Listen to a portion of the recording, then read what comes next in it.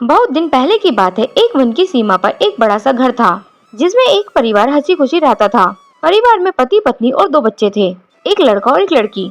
पति का नाम था राघव और पत्नी का सीमा। सीमा अति सुंदर महिला थी। राजन बेटा था और शशि बेटी। उन चारों का आपस में प्रेम उनके परिवार में सबके आकर्षण का केंद्र बनाए था। दुर्भाग्य से एक बार राघव बीमार पड़ा। डॉक्टरों की लाख कोशिश के बावजूद भी उसे बचाया न जा सका। परिवार पर दुखों का पहाड़ टूट पड़ा। टूटे दिल को संभाले सीमा बच्चों का लालन पालन करने लगी, पर उसमें कोई उत्साह नहीं था। उसके लिए तो संसार वीरान हो चुका था और जीवन बेकार। अपने स्वास्थ्य के प्रति भी वह बहुत लापरवाह हो गई।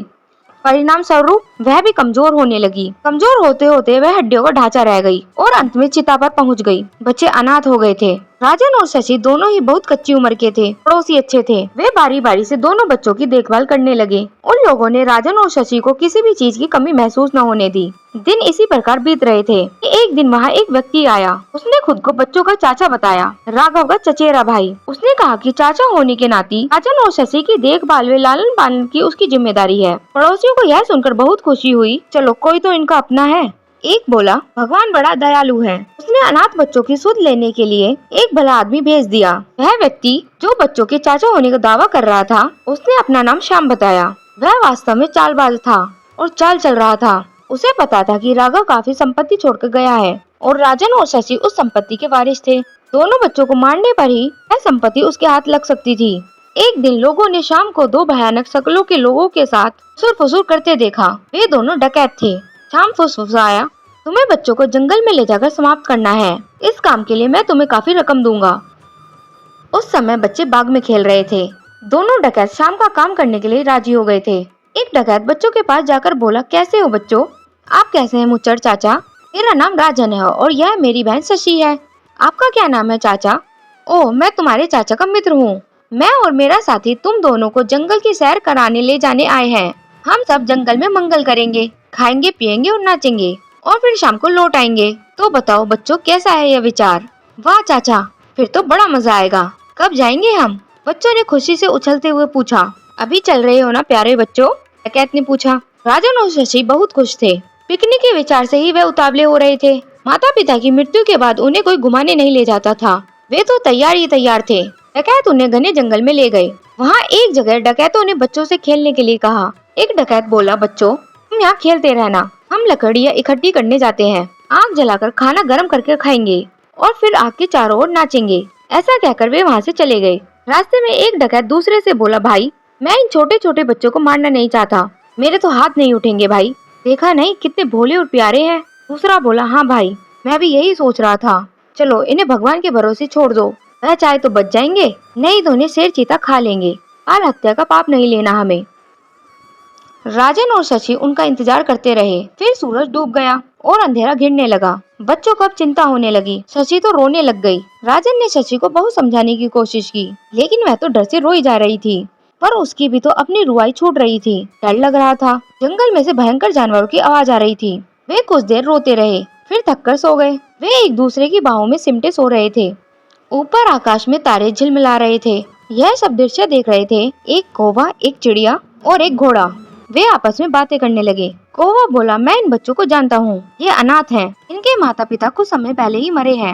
वह आदमी जो स्वयं को इनका चाचा कहता है, वह आदमी इन्हें मरवाना चाहता है। वे दो डकैत उसी के आदमी थे, वही जो इनको यहाँ लेकर आए। किसी कारण उन्होंने इन्हें ना मारने का निर्णय कर लिया और इन्हें शेर चीता के लिए छोड़ गए। चिड़िया बोली, उस दशा में इनकी रक्षा करनी होगी, यह हमारी जिम्मेदारी है। हम इनकी रात भर पहरेदारी करेंगे, सुबह होने पर देखा जाएगा कि आगे क्या किया जाए। कौवा बोला, प्यारी चिड़िया बहन, अब मुझे याद आया, जंगल के पास एक बुढ़िया रहती है, उसे मैं जानता हूँ, वही इनकी नानी है। वह पक्षियों की बोली जानती है। मैं सुबह उठकर उसके पास जाऊंगा और उसको सारी बात बता दूंगा।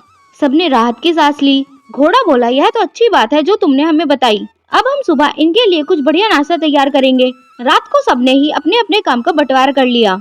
सुबह होते ही जैसे बच्चे जागे तो उन्होंने देखा कि चारों ओर अखरोट, गाजर, तरबूज, जामुन वे बेर बिखरे पड़े हैं। बच्चों को खुश करने के लिए चिड़िया डालियों पर बैठी मीठे स्वर में कूकू कर रही थी। बच्चों ने बड़े प्रेम से पेट भरकर नाश्ता किया।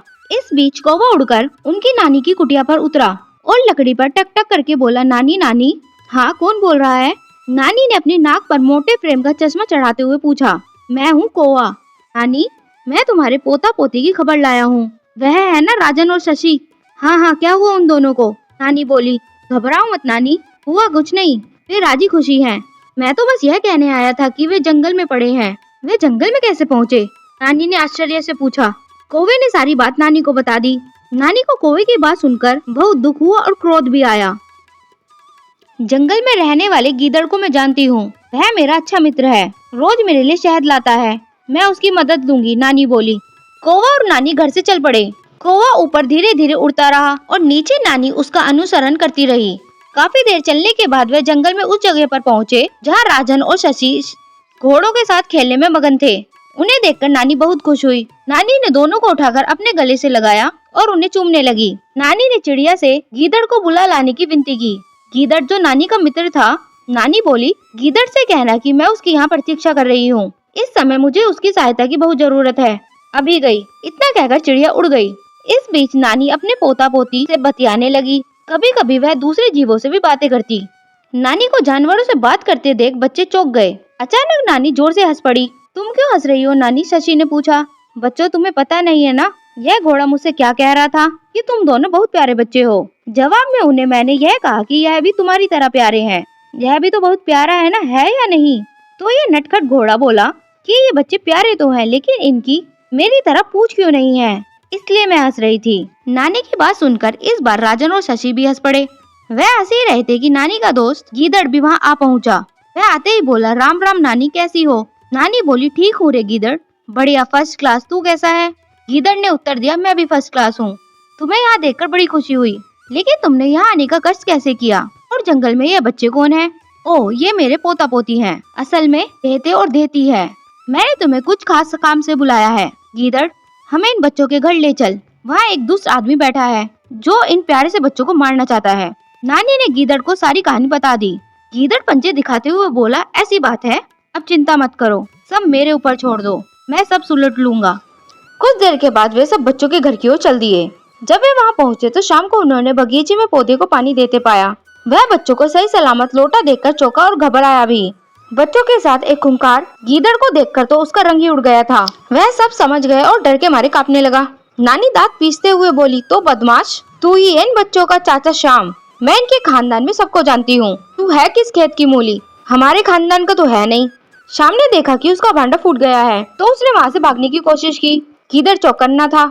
उसने श्याम को गर्दन से पकड़ लिया और दूसरे हाथ के अपने तेज नाखूनों से उस दुष्ट के पेट को चीर दिया। श्याम वहीं गिर पड़ा और मर गया। उसे अपने किए की सजा मिल गई थी। बच्चे नानी के साथ वहीं मजे से रहने लग गए। तो दोस्तों, अगर आपको हमारी कहानी अच्छी लगी तो हमारे चैनल को लाइक कीजिए, शेयर कीजिए और सब्सक्राइब कीजिए। Thank you.